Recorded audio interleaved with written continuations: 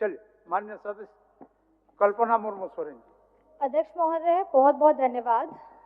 ये मेरे लिए काफ़ी हर्ष का विषय है कि आज मैं विगत हमारे 5 वर्षों की हमारी अबुआ सरकार के शिक्षा क्षेत्र में उन्होंने जो कार्यरत किया है, उनके उल्लेखनीय कार्य को और आगामी आने वाले कार्यों को सदन के पटल पर रखूंगी। अध्यक्ष महोदय, भारत का संविधान प्रारंभ होता है एक पंक्ति से, हम भारत के लोग। वास्तव में अगर देश का अगर आपको देखना है तो उस भौगोलिक क्षेत्र से नहीं, आप किसी देश के गौरव को, किसी देश की सभ्यता को उनके लोगों के द्वारा पहचानते हैं। और जिस तरीके से आज आखिर देश में हमारे जो बच्चे हैं, हमारे युवाएं हैं, अगर वही शिक्षा के क्षेत्र में उनकी स्थिति बदतर हालत की रहेगी तो आप समझ सकते हैं कि राज्य का क्या हालत होगा। आदरणीय हमारी पूर्व शिक्षा मंत्री जी बोल रही थी, बहुत अच्छा लगा उनकी बातें सुन करके भी। लेकिन आप सभी जानते हैं कि पूर्ववर्ती सरकारों ने हमारे झारखंड में शिक्षा के क्षेत्र में क्या किया है, डबल इंजन सरकार क्या कर रही थी। मैं ये बताना चाहूँगी कि हमारे झारखंड के सरकारी स्कूल बंद हो रहे थे।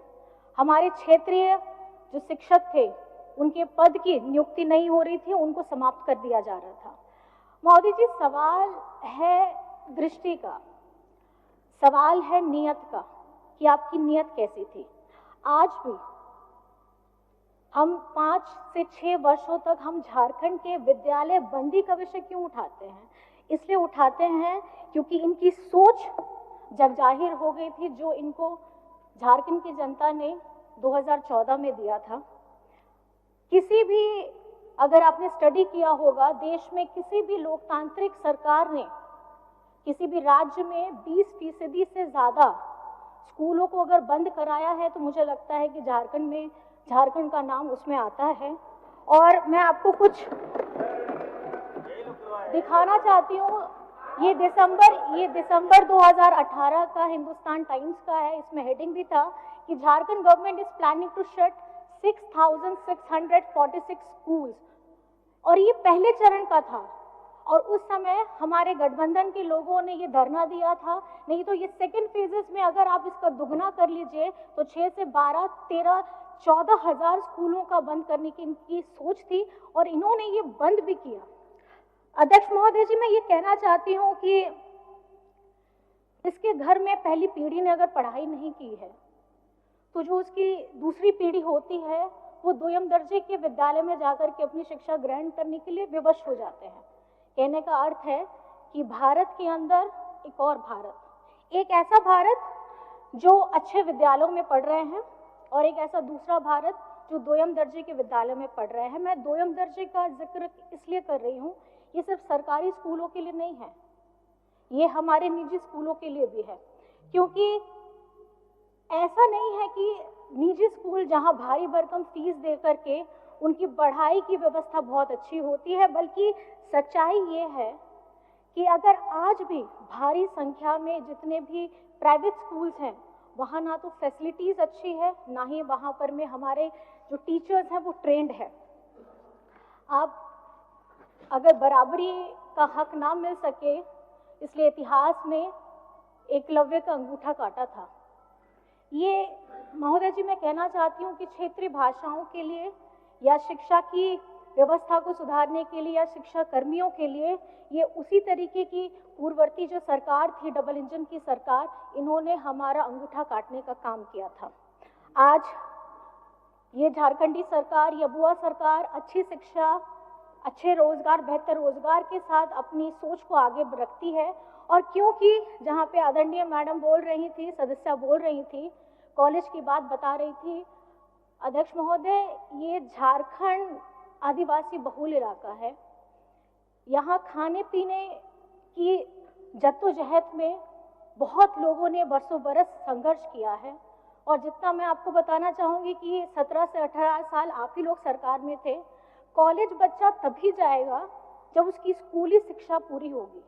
जो बच्चा घर का खाना पीना, एक परिवार उस तकलीफ से गुजर रहा है, तो आप उनको कहाँ स्कूल में एडमिशन करा सकते थे। और इन्होंने जो काम किया था, जो दुस्साहस किया था, आज ये परिणाम है कि झारखंड में हम लोग अभी भी शिक्षा के क्षेत्र में आगे कदम बढ़ाने के लिए निरंतर प्रयास कर रहे हैं, लेकिन समस्याएं इन्होंने प्रदान की, लेकिन समाधान ये अबुआ सरकार निकाल रही है। आप लोगों ने पहले भी देखा था इनकी सरकार में पारा शिक्षकों की हालत क्या थी। अध्यक्ष महोदय, पेज के कटिंग्स हैं, बताना चाहूंगी इंडियन एक्सप्रेस का, टाइम्स ऑफ इंडिया का, आपका दिसंबर 19, 2018 का है कि द पारा teachers succumbs to the injuries after injured in the police lathi charge. 5 para teachers sustained severe injuries in the police lathi charge.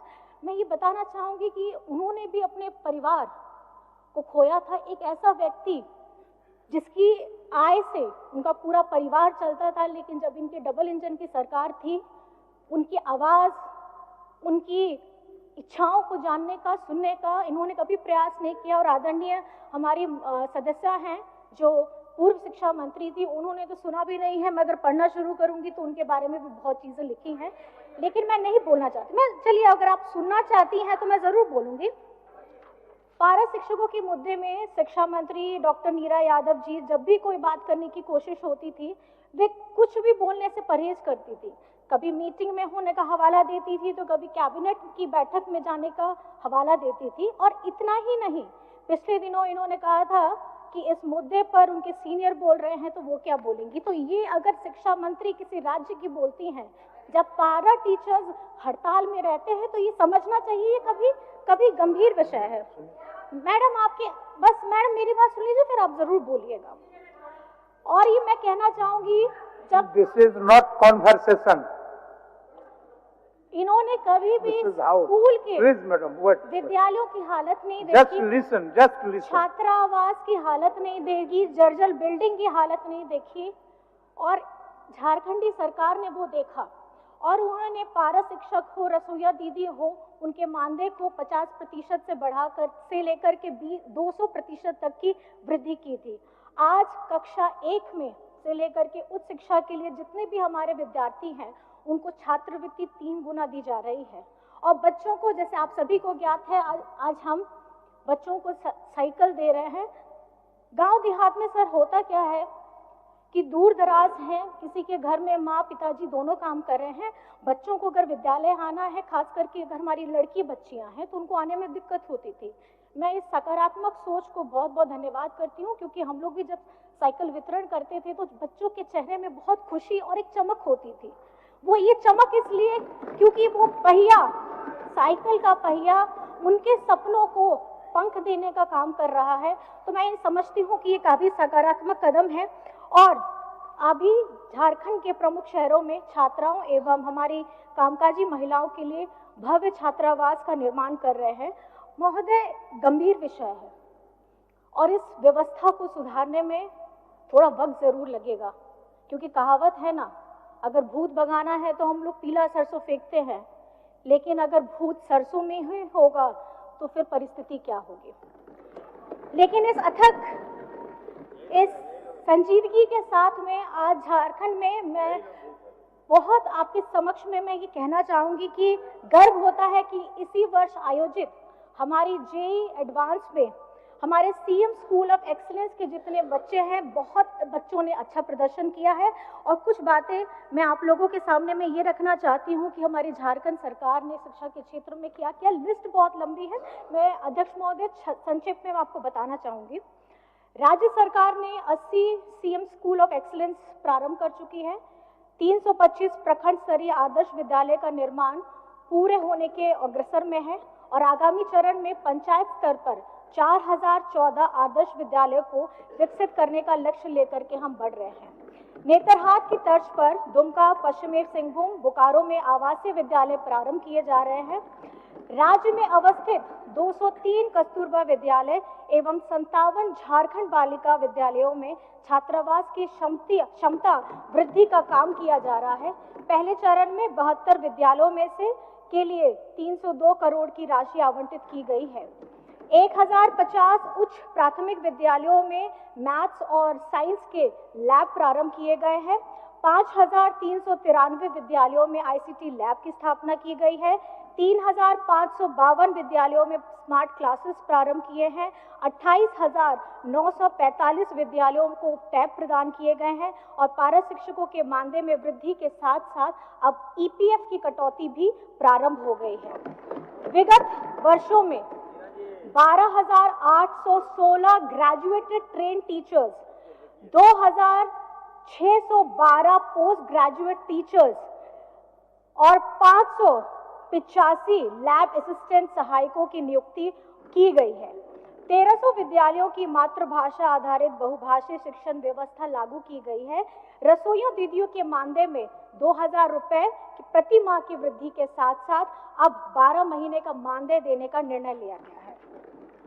आगामी वर्ष में हमारी सरकार 26,001 सहायक आचार्यों की नियुक्ति करने जा रही है। माननीय सर्वोच्च न्यायालय के निर्णय के बाद अब ये स्थिति स्पष्ट हो चुकी है। तमाम अड़चनों के बाद आज इसे पार करते हुए हम परिणाम जारी करने की स्थिति में आ चुके हैं। जिला एवं प्रखंड मुख्यालयों में state of art public library का निर्माण किया जाएगा। नई शिक्षा नीति 2020 के आलोक में नए पाठ्यक्रम, पाठ्य पुस्तक बनाने के साथ साथ शिक्षक आदि की नियुक्ति प्रक्रिया तेजी से की जाएगी। अध्यक्ष महोदय, इसके साथ साथ मैं ये बताना चाहती हूँ, ये सोच, क्योंकि जिस तरीके से हमारी आने वाली पीढ़ी है, कहीं ना कहीं हम लोग हर एक आयु वर्ग के हैं, हमारे झारखंड के बच्चों का भविष्य कैसे उज्जवल होगा, उसके लिए सकारात्मक कदम जो कुछ और पॉइंट्स में इसमें जोड़ना चाहूँगी अध्यक्ष महोदय। हम लोग झारखंड के लोगों के बच्चों के पाठ्य पढ़ाई प्रशिक्षण से संबंधित कई योजनाएं लेकर आ रहे हैं।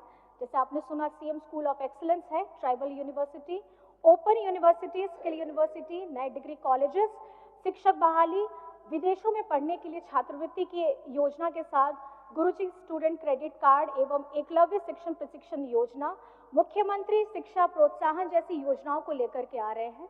आईआईटी, आईआईएम, मेडिकल, लॉ आदि की निःशुल्क तैयारी करवाएंगे महोदय और प्रवेश मिलने के बाद उन्हें पढ़ने के लिए आर्थिक सहायता भी उपलब्ध कराएंगे। शिक्षा की ताकत अगर समझने के लिए हमें बाबा अंबेडकर साहिब जी की जीवनी पढ़नी चाहिए, क्योंकि संविधान की ताकत वही समझ पाएंगे जो इन्हें पढ़ पाएंगे अध्यक्ष महोदय। और संविधान पूजने के